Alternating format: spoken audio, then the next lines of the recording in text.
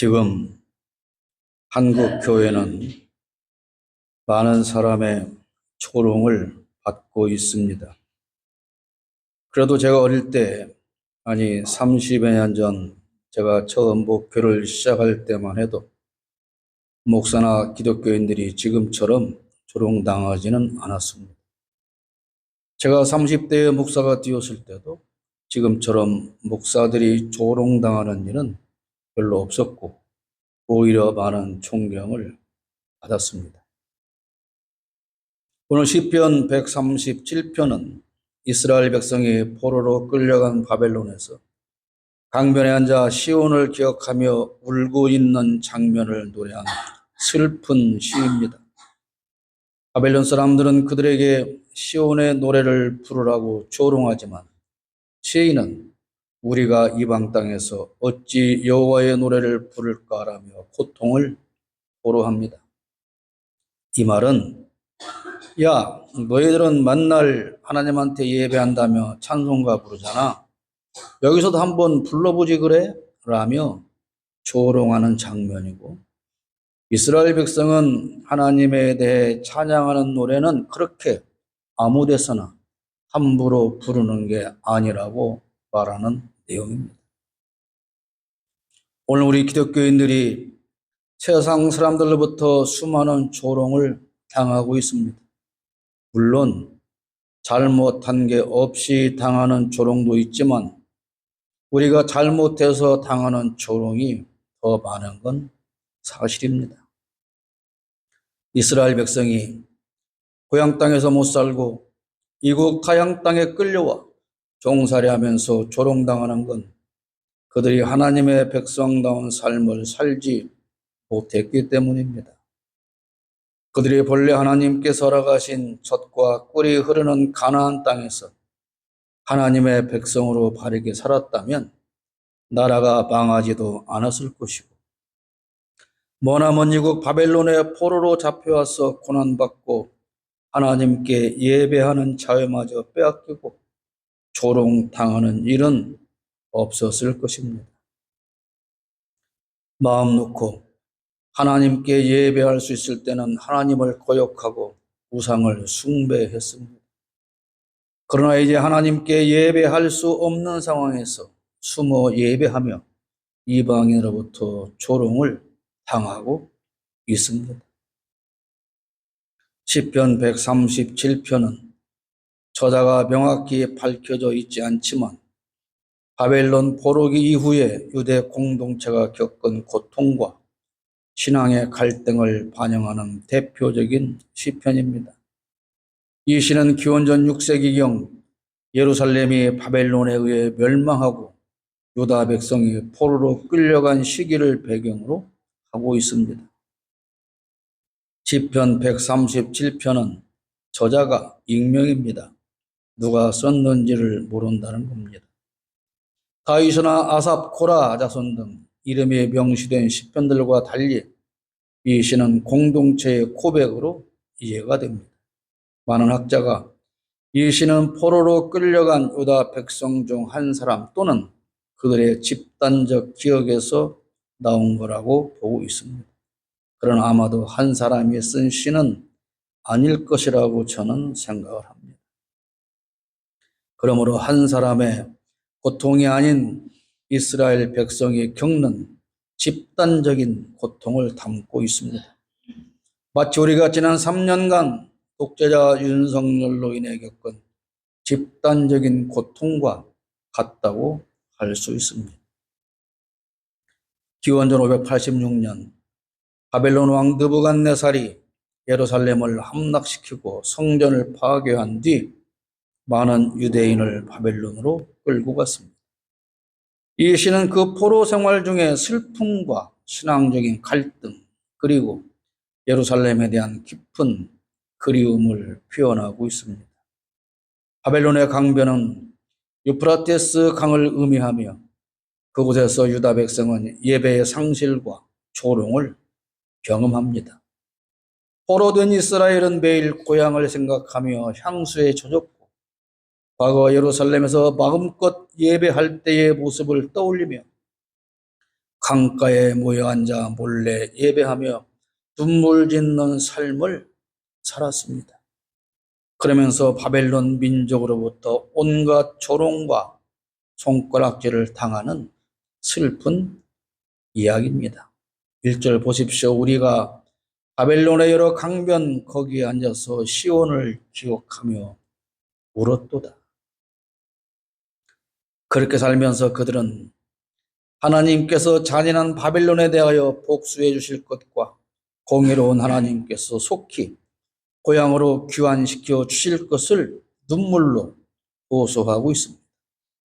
이처럼 시편 137편은 단순한 역사적 기록이 아니라 신앙 공동체가 고난 속에서 하나님을 어떻게 기억하고 붙드는지를 보여주는 시편입니다. 마음껏 예배할 수 있을 때 하나님을 떠나지 말아야 하는 겁니다. 오늘 우리는 누구로부터의 간섭도 없이 오히려 법으로 보호받으며 언제나 어디서나 마음껏 자유롭게 예배할 수 있습니다. 그리고 그렇게 합니다. 그런데 왜 우리는 세상 사람들로부터 조롱을 당하고 있는지 깊이 생각해 봐야 할 문제입니다. 이 시는 하나님의 임재가 사라진 듯한 상황에서도 신앙을 지키려는 몸부림을 담고 있어서 오늘날에도 깊은 울림을 주는 겁니다. 포로된 이스라엘 백성은 눈물 속에서 예루살렘을 기억하며 고통스럽게 예배하고 있습니다. 하나님의 백성이 이국에서 겪는 정체성의 혼란과 영적인 침체를 경험하는 겁니다. 예배에는 눈물이 있어야 합니다. 오늘 우리의 예배에는 눈물이 없습니다. 눈물이 없다는 건 고통이 없다는 겁니다. 아픔이 없다는 겁니다. 슬픔이 없다는 겁니다. 한국 교회는 코로나 사태를 겪으면서도 아파하지 않았습니다. 오직 모이지 못하게 한다고 목에 핏대를 세우고 정부에 대들었지만 왜 그런 사태가 오게 되었는지, 교회의 책임은 없는지 돌아보며 회개하지도 않았고 수많은 이웃이 죽어가고 제대로 된 장례조차 치르지 못하고 죽은 가족의 얼굴도 볼 수 없이 서둘러서 화장해야 하는 그런 유가족의 슬픔에 공감하는 교회도 없었습니다. 오직 집합 예배 금지로 헌금이 얼마나 줄었는지 그것만 계산하며 가슴 아파했습니다. 그뿐 아닙니다. 윤석열 독재 정권 3년을 겪으면서도 교회는 아픔도 슬픔도 없었습니다. 이단 사이비와 부당까지 손잡고 독재 정권을 만든 것에 관한 책임도 없었고 회개도 없었습니다.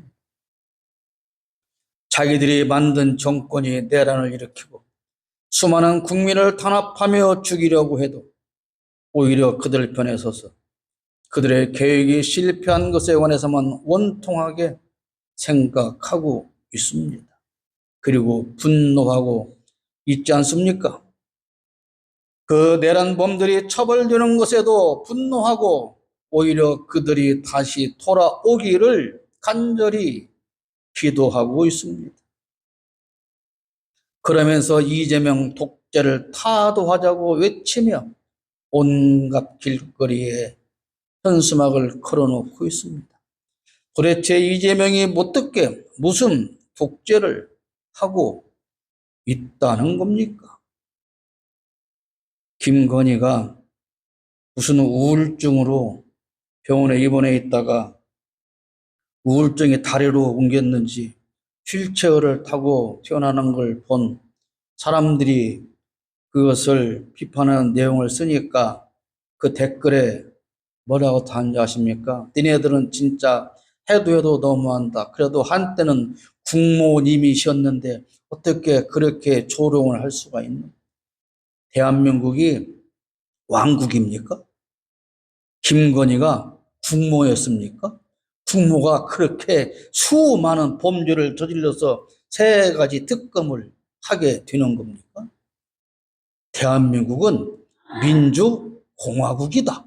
헌법 제1장 1조입니다. 대한민국은 왕국이다. 그랬습니까? 그러면 김혜경 여사한테는 왜 국모라고 안 합니까? 기가 막혀서 무슨 논리인지 알 수가 없어요. 어제 내란 수개가 조사받는 현장에서도 그들은 범죄자 윤석열의 이름을 연호하며 취지를 보냈습니다. 그들 대부분이 기독교인들이라고 하는 겁니다. 그런데 그들은 우리와 다른 뇌 구조를 가진 사람들일까요? 교회가 정체성을 잃었습니다. 무엇을 위한, 누구를 위한 예배인지, 예배의 목적이 무엇인지 그것도 모릅니다. 그래서 세상 사람들이 조롱하는 겁니다. 이스라엘이 숨어서 예배하는 걸 본 이방인들이 조롱하는 것처럼 자신들의 울타리 안에 갇혀서 자기들끼리 우렁차고 거룩하게 부르는 노랫소리를 들으며 세상 사람들은 지금 우리를 조롱하고 있는 겁니다. 기독교인이 기독교인다운 삶을 살지 못할 때 세상 사람들이 조롱합니다. 지금 기독교인은 그저 교회만 열심히 다니는 그런 사람일 뿐이기 때문에 사람들로부터 조롱당하고 있는 겁니다. 교회가 더 썩었다고, 목사들이 죄는 더 짓는다고, 교회는 기업이라고, 예수 믿는다는 것들이 안 믿는 사람과 무엇이 다르냐며 그렇게 손가락질하고 조롱하고 있지 않습니까? 이스라엘 백성은 가나안에서 하나님의 백성다운 삶을 살아야 했고 포로로 잡혀오는 불행한 일은 없어야 했습니다. 예배에는 눈물이 있어야 합니다. 엉엉 소리내어 통곡하며 예배하라는 뜻이 아닙니다. 잘못 살아온 개인의 삶에 대한 회개의 눈물이 있어야 합니다. 이웃의 아픔을 외면한 걸 회개하는 눈물이 있어야 하는 겁니다. 긍휼과 자비를 베풀지 못한 회개의 눈물이 있어야 하는 겁니다. 이스라엘 백성은 예루살렘과 너무나도 멀리 떨어져 있는 걸 슬퍼하며 강변에서 울고 있습니다. 우리가 하나님과 너무 멀리 떨어져서 이국 바벨론과 같은 세상에서 조롱당하며 살고 있는 삶을 슬퍼하는 그런 눈물이 우리에게 있어야 하지 않겠습니까? 고향을 떠나서 고향 땅을 뺏기고 포로로 잡혀와 하나님이 어디에 있는지도 모르며 사는 그들과 같이 세상 속에 웃겨서 저들의 노예처럼 살아가면서도 슬퍼하는 눈물조차 없다면, 조롱당하며 사는 것에 관하여 자신을 탓하며 속히 하나님께 돌아가기를 갈망하는 눈물이 없다면 그 예배는 거짓된 예배일 수밖에 없는 겁니다. 하나님을 잊지 말아야 합니다. 5절에 예루살렘아 내가 너를 잊을진대 내 오른손이 그의 재주를 잊을지. 포로된 이스라엘 백성은 예루살렘을 기억하며 잊지 않기를 기도합니다. 예루살렘은 단순한 장소가 아닙니다. 늘 하나님을 만나고 예배하던 소중한 곳입니다. 이스라엘 백성이라면 세계 어느 곳에서 살든지 어떻게 살든지 결코 예루살렘을 잊으면 안 되는 겁니다. 그것이 곧 시오니즘입니다. 반드시 예루살렘으로 돌아가야 한다는 겁니다. 그것은 단순한 고향으로의 귀환이 아닙니다. 늘 하나님이 계시는 그곳에서 하나님과 함께 살아야 한다는 걸 의미합니다. 물론 하나님은 지금 어느 특정한 장소에만 계시는 건 아닙니다. 그러나 이스라엘은 예루살렘에 가야만 하나님을 만날 수 있었습니다.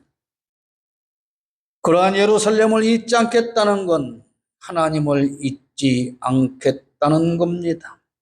하나님과 함께 예루살렘에 살 때는 하나님과 상관없이 하나님을 거역하고 살던 그들이 지금 이제는 예루살렘을 잊지 않고 하나님을 잊지 않고 예루살렘을 기억한다고 그렇게 간절히 기도하고 있는 겁니다. 오늘 우리에게 중요한 신앙은 언제 어디서나 어떤 상황이든 하나님을 붙들고 사는 것입니다. 이스라엘은 항상 하나님과 함께 살며 말씀에 순종하는 삶이 싫어서 그것을 거역하고 우상을 숭배하다가 비참한 포로가 되어 하나님을 떠나게 되었습니다. 그런데 막상 하나님을 떠나고 보니 그게 얼마나 고통스러운 삶인지 비로소 깨닫게 됩니다. 탕자가 아버지의 집을 떠나서야 그 아버지의 사랑이 얼마나 큰 것이었는지 알게 되는 것과 같습니다. 철없는 자녀들이 부모의 잔소리가 싫어서 집을 나가보지만 금방 그게 얼마나 잘못된 것인지 깨닫는 것과도 같습니다. 이스라엘은 하나님이 주신 젖과 꿀이 흐르는 하나님의 땅 가나안에서는 하나님을 섬기지 않았습니다. 거역했습니다. 배신했습니다. 그런데 이제야 예루살렘을 그리워하며 잊지 않겠다고 합니다. 사람이 살만해지면 가난하던 시절 그렇게도 매달리던 하나님을 거역하고 떠납니다. 떠난다는 건 아예 교회를 떠나 신앙생활을 접는다는 의미이기도 하지만 몸은 여전히 교회당 안에 있어도 그의 영혼은 그의 마음은 세상에 있고 삶의 방식은 탐욕에서 벗어나지 못하는 걸 말합니다. 지금 우리의 몸은 이 예배당에 있지만 우리의 마음과 생각과 영혼은 바벨론에 있는 건 아닌지 돌아보아야 합니다. 어떠한 상황에서도 하나님을 떠나지 마십시오. 어떤 상황에서도 하나님 자녀의 정체성을 지키며 살아가시기를 축복합니다. 예배에는 정의를 구하는 철규가 있어야 합니다. 읽지 않았지만 8절, 9절 말씀을 보면 멸망할 땅 바벨론아 네가 우리에게 행한 대로 네게 갚는 자가 복이 있으리로다. 네 어린 것들을 바위에 메어 치는 자는 복이 있으리로다. 잔인하지 않습니까? 그러나 이 말씀은 바벨론이 처참하게 망하기를 하나님께 간절히 기도하는 내용입니다. 이것은 흔히 말하는 정치 보복이 아닙니다. 공의로운 하나님께서 하나님의 백성을 탄압한 바벨론을 처벌해 달라는 겁니다.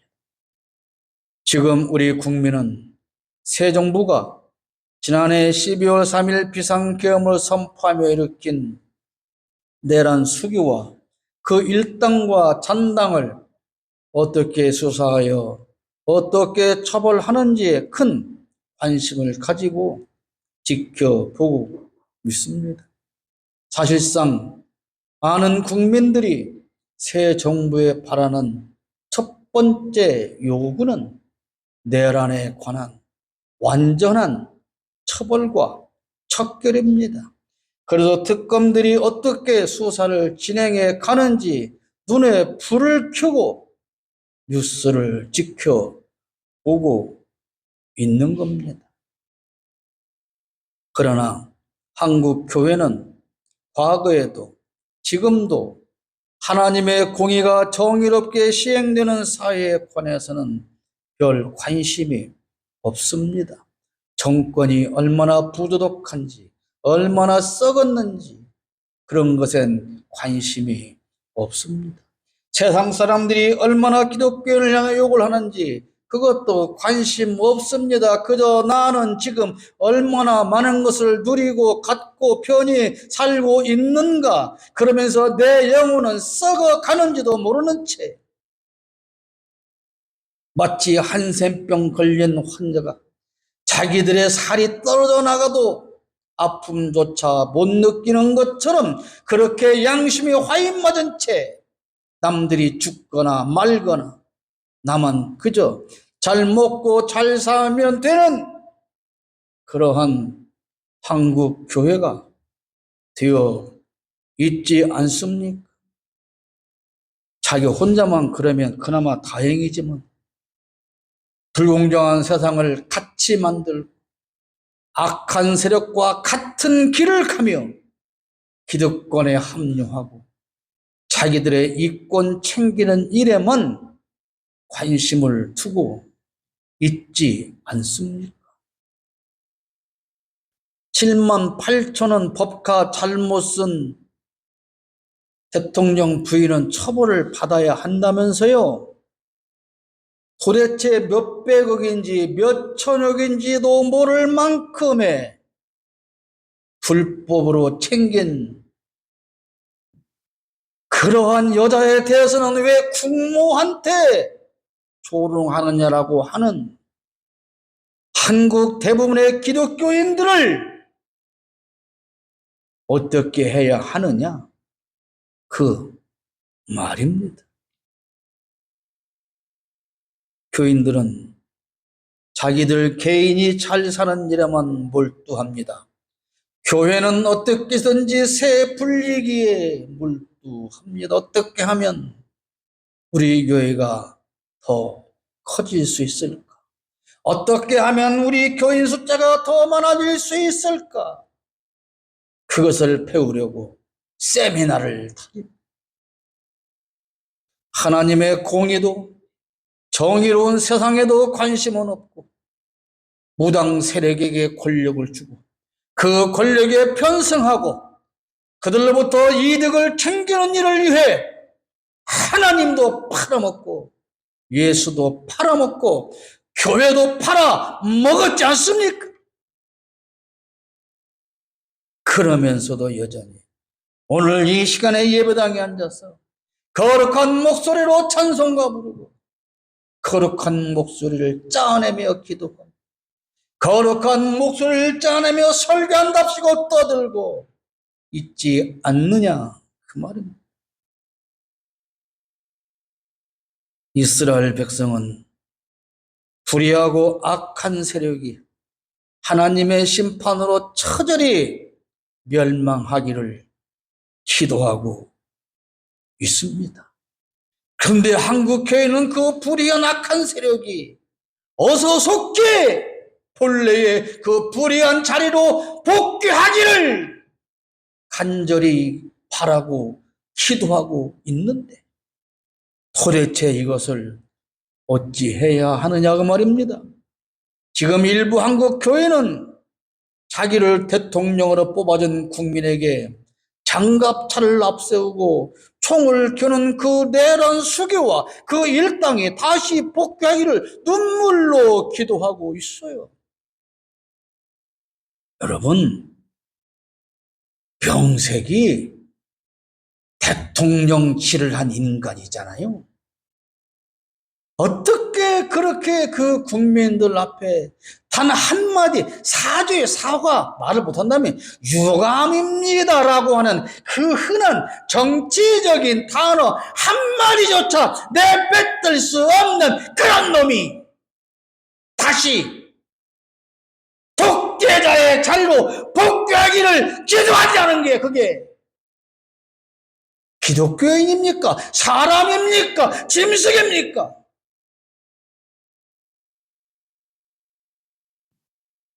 저들은 결국 저 내란 세력들과 함께 처절하게 하나님의 심판을 당해서 멸망하고 말 것입니다. 바벨론이 무너졌듯이 하나님의 심판을 받았듯이 그렇게 저들은 무너지고 말 것입니다. 이스라엘은 하나님을 거역하고 하나님 자녀로서의 삶을 포기하다가 결국 적국의 포로가 되어 조롱당하는 신세가 되었습니다. 강변에 모여 향수를 달래며 과거의 삶을 돌아보며 회한의 눈물을 흘리지만 이방인의 조롱은 그치지 않습니다. 오늘 우리 기독교가 세상 사람에게 조롱당하는 건 공의도 없고 정의로운 삶도 아니기 때문입니다. 조롱당하는 예배가 아닌 세상 사람들로부터도 박수받는 그러한 예배자가 되기를 주님의 이름으로 축복합니다.